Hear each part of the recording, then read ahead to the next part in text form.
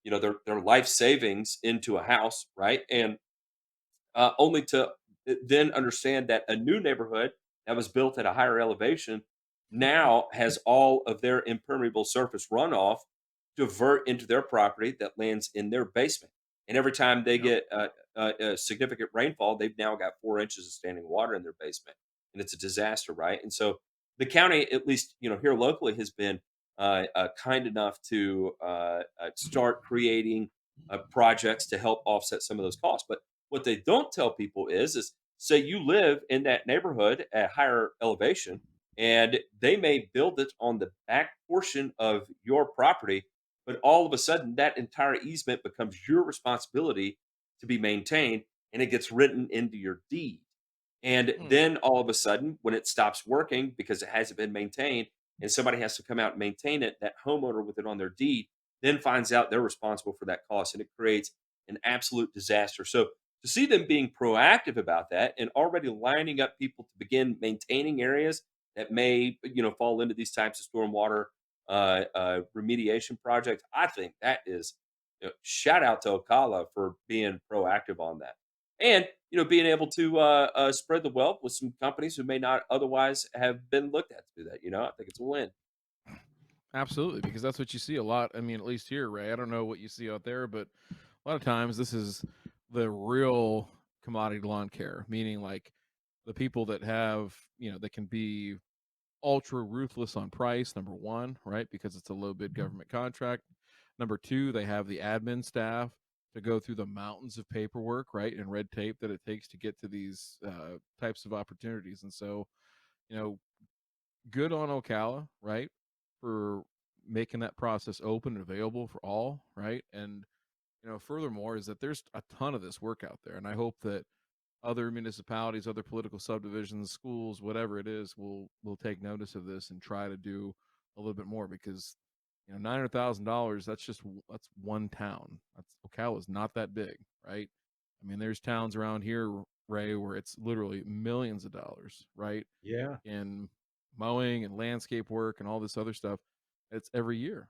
It's every single year, and so it's a way to build a business around it. But you got to be able to play with the big boys. So I don't know, what's it like out there? Well, it's a handful of companies do a lot of this municipal and common area work.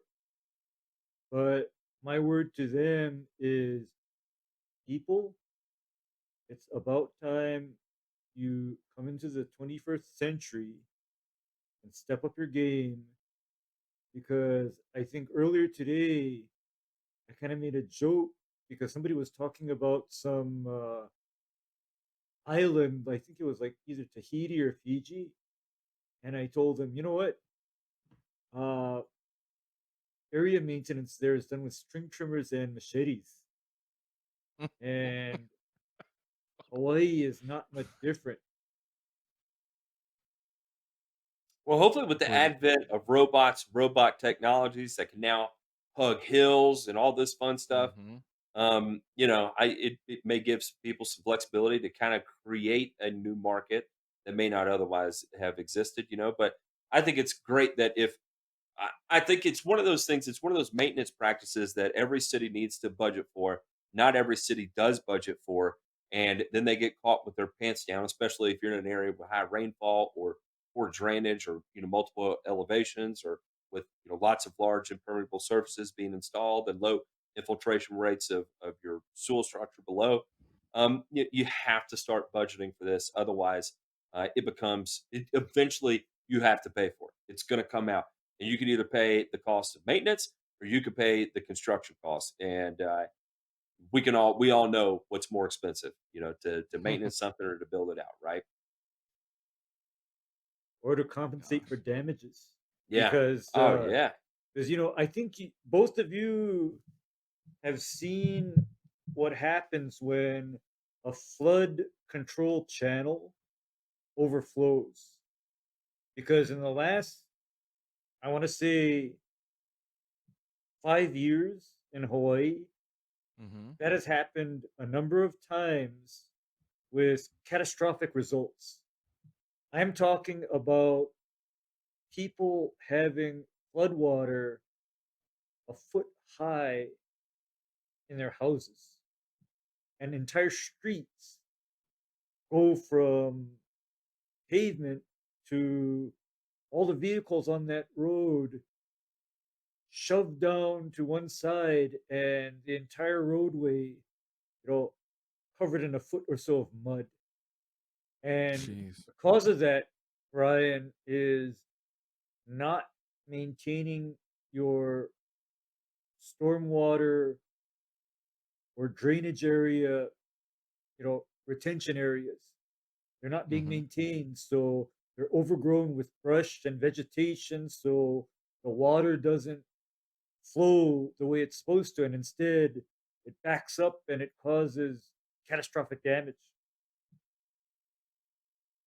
No doubt. I mean, that's the one thing that people want to set and forget, right? And Mother Nature, as much Has as you try different to ideas. control it, manage it, whatever you want to do with it, she always wins.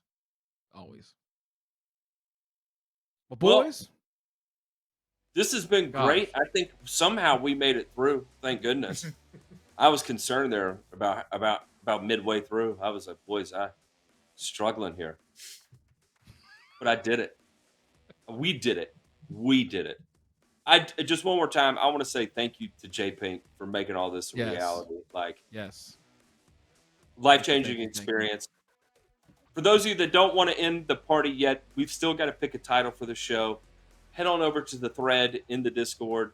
Help us pick a title and stick around because we're going to do some special stuff talking about the things we experience, and also maybe we'll put it out to the community and see where we're going to be heading next to keep this bad boy in motion.